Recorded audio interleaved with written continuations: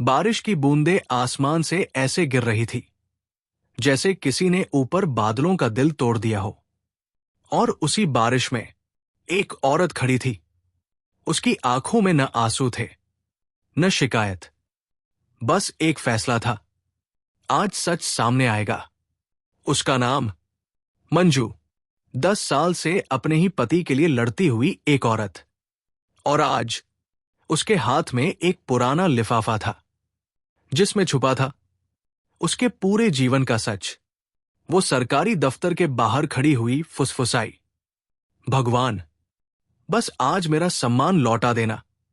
धीरे धीरे कैमरा उसके चेहरे के करीब जाता है और कहानी हमें वापस ले जाती है। 10 साल पहले दृश्य बदलता है। शहनाइयां बज रही है, रोशनी, खुशियां, रिश्तेदारों की भीड़, और बीच में खड़ी एक शर्मीली लड़की, मंजू।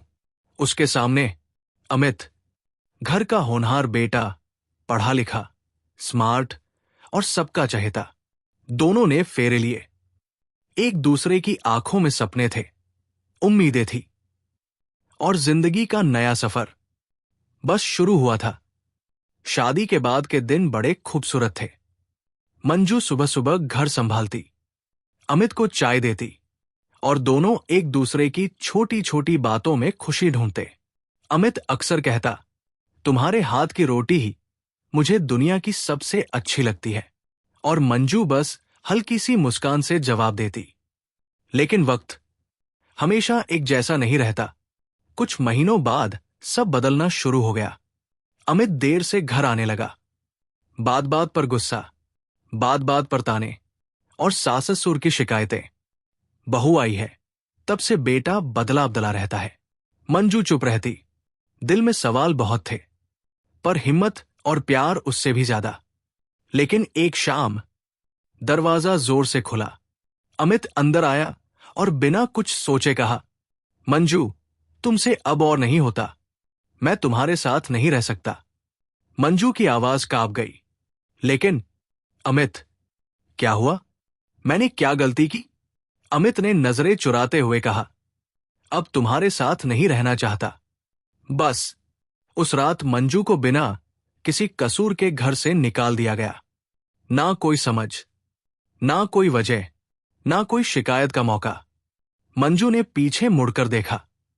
वही घर जिसने उसे दुल्हन बनकर अपनाया था, आज उसे उसके अस्तित्व से बाहर फेंक रहा था। 3 महीने बीत गए और फिर एक दिन दरवाजे पर कोर्ट का नोटिस आया।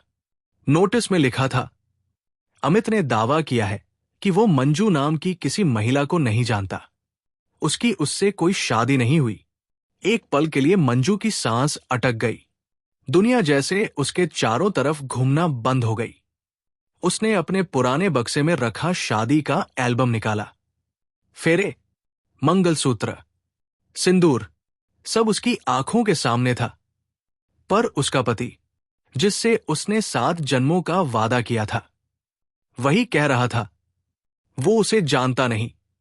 मंजू ने धीरे से एल्बम बंद किया और कहा, अब डरूंगी नहीं, अब मैं सच के लिए लड़ूंगी। पहली कोर्ट हियरिंग का दिन आया। भीड़ भरा कमरा, लोगों की कानाफूसी। अमित अपने वकील और परिवार के साथ खड़ा था, और मंजू अकेली। पर उसकी आंखों में आज हार नहीं, हिम्मत थी। जज ने सख्त आवाज में पूछा, अमित, क्या आप इस महिला को पहचानते हैं? अमित ने गर्दन सीधी कर कहा, नहीं, मैं इसे नहीं जानता। कोर्ट में सन्नाटा फैल गया। मंजू की आंखें पलक तक नहीं झपकी, जैसे वो उस झूठ को सुनने के लिए पहले से तैयार थी। मंजू के वकील ने सर्टिफिकेट, फोटो, वीडियो सब पेश किया। अमित के वकील ने ताना मारा, ये सब नकली है, आजकल सब मिल जाता है। जज ने गंभीरता से मंजू की तरफ देखा, आपके पास और कोई सबूत है? यही मंजू ने वो पुराना लिफाफा निकाला। उसमें थे बैंक के जॉइंट अकाउंट, बीमा पॉलिसी में नाम पत्नी मंजू, अस्पताल के कागज जहां अमित ने खुद लिखा था, स्पाउस मंजू, और कई दस्तावेज जिनसे साबित होता था अमित 10 साल तक मंजू को पत्नी मानता आया था। कोर्ट में हंगामा मच गया। लोग खड़े हो गए। अमित का चेहरा पीला पड़ गया। साससुर ने शर्म से सिर झुका लिया। मंजू ने जज की तरफ देखा और धीमे से कहा, माय लॉर्ड, मैंने सिर्फ अपना घर बचाने की कोशिश की। लेकिन जब इंसान ही अपने होने से इनकार कर दे तो औरत को खुद ही लड़ना पड़ता है। जज ने गुस्से से हथौड़ा पटका। सभी सबूत साफ साबित करते हैं कि अमित झूठ बोल रहा है। कोर्ट मंजू को न्याय देता है, उस एक आवाज के साथ। 10 साल का बोझ मंजू के कंधों से उतर गया। वो कोर्ट से बाहर निकली। बारिश अब भी हो रही थी, लेकिन इस बार बारिश उसके लिए दर्द की नहीं, नए जीवन की शुरुआत की थी। वॉइस ओवर धीरे से कहता है, जब सच खड़ा होता है तो बड़े बड़े झूठ अपने आप गिर जाते हैं, और जो औरत चुप रहती है वो कमजोर नहीं होती।